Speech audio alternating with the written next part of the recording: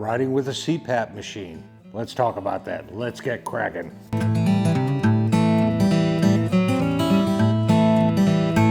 When I was young, I used to think of CPAP machines as something associated with the elderly, and it never really crossed my bow. Now, I ride with several friends that have sleep apnea, and they use a CPAP machine to help keep them going on the road. It makes it very difficult for people that are action-oriented, people that are sailing, camping, or in our case, riding motorcycles.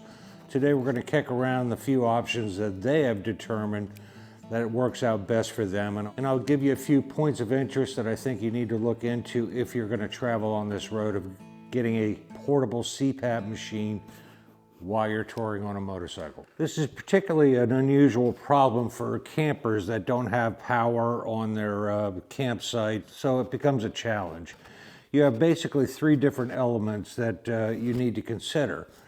The most obvious, the actual portable CPAP machine. Most of them are big and bulky and are a problem to take on your luggage on the road on a motorcycle, but they do make some very small ones that fit in the palm of your hand. Next is the trigger cable. We'll talk about that more in just a minute.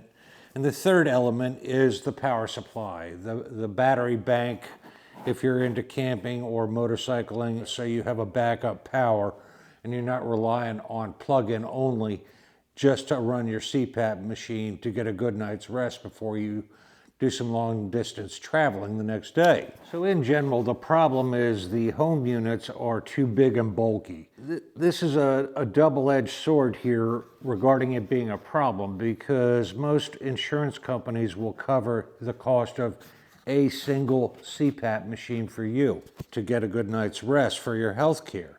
They will not cover a second one, such as a micro one for taking on the road or doing any type of action type sports or hobbies. There's two ways to put together a system. You can go to like CPAP.com and order exactly what you need. No matter how you slice it or dice it, it's going to run around $1,000 by the time you get the device and the battery and the trigger cable to make it all connect and work properly. You can piecemeal it if you have expertise in electronics and batteries and devices on what to order and know what you're looking at. And you can order each individual item through Amazon and piecemeal it together and save a couple of bucks, but you better know what you're getting into. Not everything on Amazon is as it's stated and advertised. A lot of it is knockoffs, I'm sorry to say, from China. So when you get a trigger cable, the connecting cord to run the machine for quite a bit less, $10 trigger cord versus the one you buy from CPAP.com for like $69 or $35, whatever. Where they pinch pennies is not having the same currency that it carries. It has less copper wire in it, and it does not power the source entirely at the same wattage and voltage. The key to it is to maintain 15 volts, and that is mission critical. So don't skimp on your cords to make everything work. I'll have a link to the one down below that my friends use. I personally don't have sleep deprivation, so I have no experience on this whatsoever. Where my expertise or the ability to even talk about this topic is through sitting down and talking with my friends that do use these devices and what has worked and has not worked for them. First of all, there's pretty much only two models that they would even consider for using a small CPAP machine. The first one is the Z2 Auto Travel CPAP. It runs about $800. The second one is the ResMed Air Mini Auto Set Travel CPAP, and that one runs about $910. Like most things in life, you get what you pay for. So even though this is a substantial investment, try to amortize that over the cost of not being able to travel on a motorcycle cross country and missing out on those wonderful lifetime experiences because you are handicapped with not getting a good night's rest. Now, batteries is a whole different can of worms. You can go on Amazon and there's just a plethora of them. Again, the inexpensive ones that you find from Asia normally don't have the wattage that they're stating. They tend to stretch the truth on them. So my advice to you is to buy the real deal, and then you don't have to worry about it. Oddly enough, my friends use the exact same battery, and they use the 𝕤𝕤𝕒𝕜 Pilot 12 Lite CPAP battery. This is kind of an expensive battery. It runs $339. You can occasionally catch it on sale for around $300. Depending on the usage of the individual using it on their CPAP machine, one individual gets 2 solid nights of sleep on it before he has to recharge the battery. The other individual gets 1.5 nights. So it's something that begs the question, you need to test your equipment before you go on travel. There are a lot of batteries out there to support an effective USB-C PD output power to a device like a CPAP, and more are coming every single day. Anker has some big ones that are around 150 or so. It's my understanding that a lot of CPAPs are sort of a breathing demand driven, so I guess it's the power consumption overnight varies by the person, depending on their usage. So you need to test it. Amazon is loaded with them, so take some worthwhile time to study their specs on them and read the reviews on them that people use them for.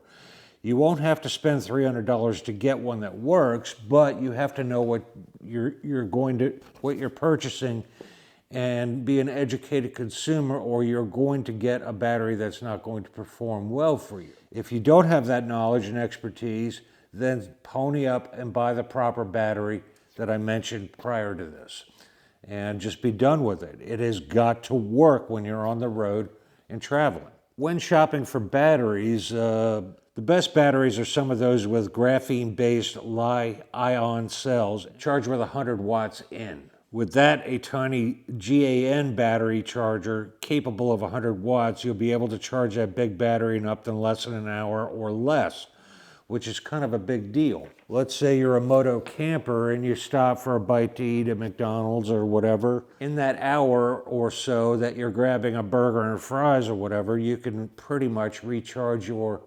CPAP battery while you're on the go for your next camping stop. So the best advice I can give to somebody that travels with a CPAP machine is 4 steps I'd like you to think about. Figure out the power consumption in watts of your device. 2, figure out how many watts it will drain at peak. 3, figure out what voltage it runs at to get one that matches up with the USB-C voltage specs. 5, 9, 12, 15, and 20 volt are the common ones, and the power delivered at that voltage. Get the right trigger cable that tells the battery to give you the voltage you want for your device. That is mission critical. If you do all those 4 steps, then it will work. You'll have to do a little homework first and investigate the right batteries. You can figure out the voltage and the max power the device will need by looking at the wall mount power adapter for its output on the CPAP side. It will list something like 15 volts, 3 amps, or something like that. Watts are volts times amp. So in that case, 15 volt at 3 amps is 45 watts. Another item you need to be aware of is Li-ion batteries are all temperature sensitive. They like temperatures that humans like. Right around 70, 80 degrees is where they're happiest to perform the best. If you're traveling in cold or cool climate, anything hovering around 40 degrees, you will notice a significant drop in the wattage of power, usable power from your battery due to the temperature. So it is best when you're traveling on a motorcycle to keep your batteries warm. Now, if you're riding in a bagger like a Harley or an Indian or possibly a Gold Wing, park your battery down in the lowest part of your case or your panniers to keep it right above the muffler. If you have a single pipe on your bike, put it on that side that the pipe is on. That way that heat resonating up from the pipe is going to help keep that battery warm.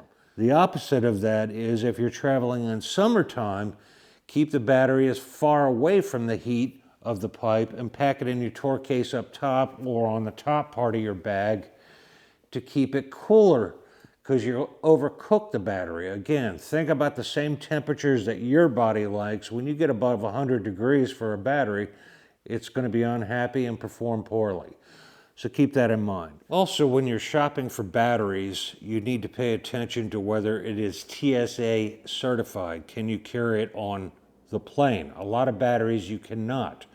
LiPos are a very dangerous item, and that's a topic for another video another day, but is your battery that you're purchasing, again, the real deal that I pointed out to you for $339 is TSA approved. It's portable, it handles all your needs. And you could travel on an airplane with it as well, so you can take it with you when you go on vacation with your family. So bear that in mind as well.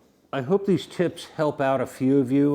Those two CPAP machines, to my knowledge, are the go-tos for anyone that has an active lifestyle and is outdoors doing their thing, whether that's hiking, camping, bicycling, or in our case, motorcycling. Hopefully these tips will help you and have a better quality of life while you're on the road. You only get one shot at life, so you got to make the best run you can at it.